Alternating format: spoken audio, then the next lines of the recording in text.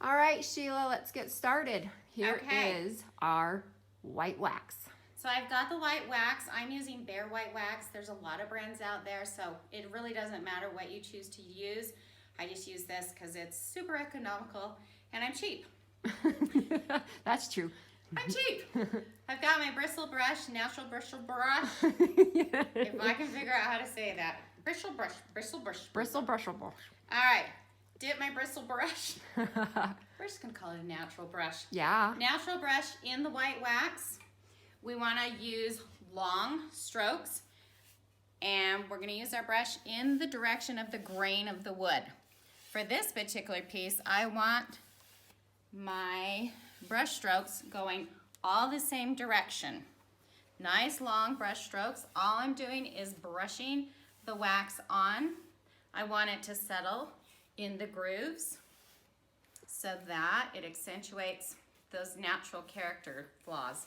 They're not flaws. They're It's just character, man. enhancements.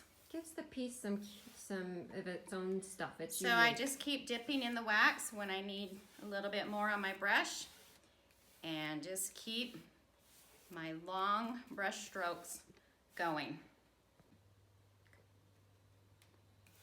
So this wax doesn't dry fast, so you don't have to worry about hurrying or rushing.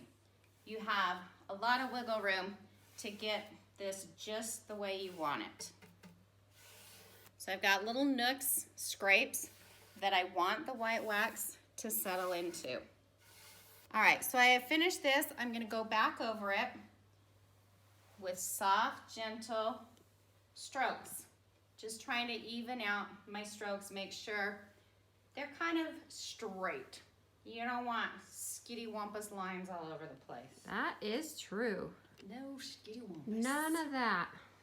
All right, this one, just the side, not quite as critical. We're just gonna throw some on there.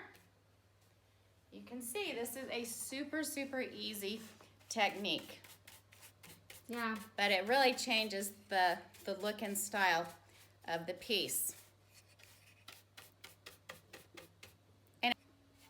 And it kind of softens the look of the piece as well. It softens the color. If you think the color's a little too intense, not what you were looking for, you can soften it with white wax. This style is really good for a baby's room, for a nursery. We love this on French provincial pieces. It's just the perfect light, airy style. Okay, so the white wax has been applied to the surface. We are gonna just set this aside and let it dry. We want it fully dry, and then we will buff it. All right, so we're moving on to the dresser. We're gonna get this whitewashed, nice painted surface. The only reminder is go in the direction of the wood when you're applying this. So I am going to go this direction, and I wanna be a little heavy in the grooves and the trim work, because you want that white wax to settle and accentuate the lines and the details of the piece. We've got a flaw right here, a little chip. I'm gonna work really hard to get that white wax to settle in the grooves there, because that just adds a little more charm. It's an old piece, and there's no way to make this look brand spanking new. It's an old. So we got another wood. groove right here. Yeah, Watch how the let's wax settles in. Ah, I like it. So the idea is to actually bring out the imperfections in this piece. That's what's going to give it the character that we're looking for.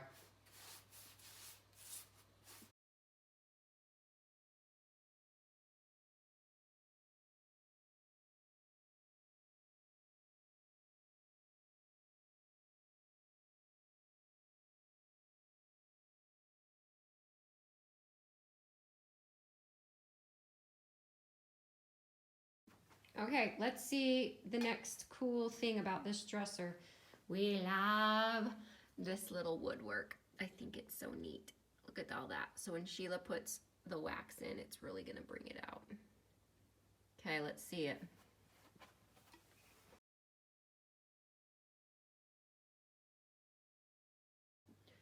Alrighty.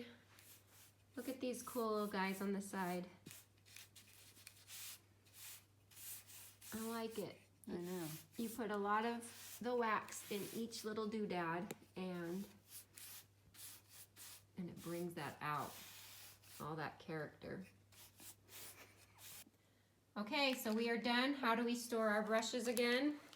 Just plop them in a little Ziploc bag. Look, it's the little two sisters. Oh, they don't share a bag They can't. because they'll get too messy.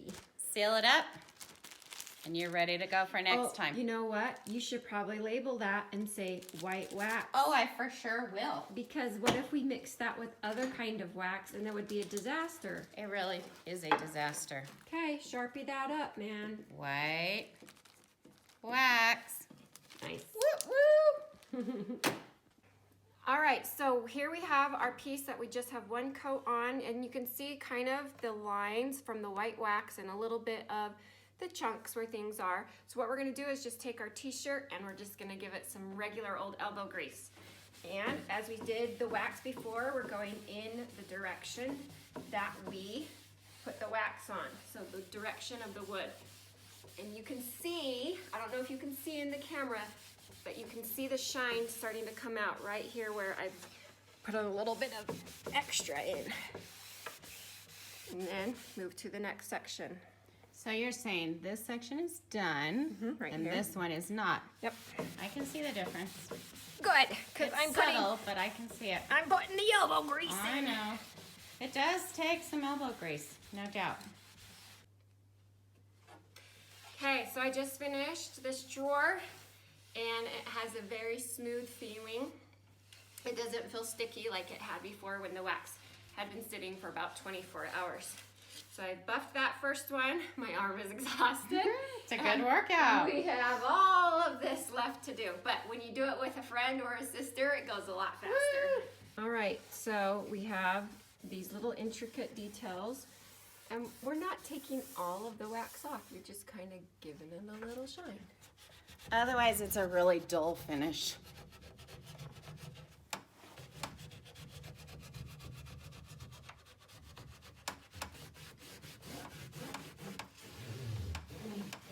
Can you hear that? Ooh, sounds like a motorcycle.